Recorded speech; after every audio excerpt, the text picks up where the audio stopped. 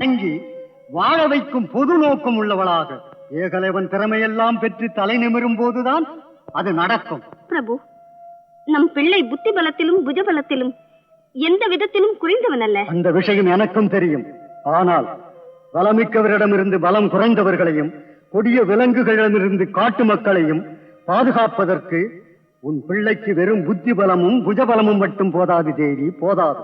வேடர் ராஜ்யத்திற்கு வில் ஒன்றுதான் கவசம்.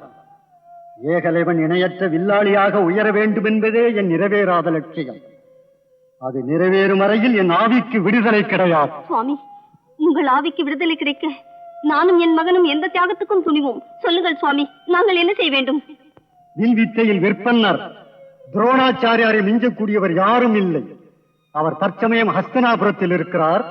போய் அவரை சந்திக்க சொல்லு.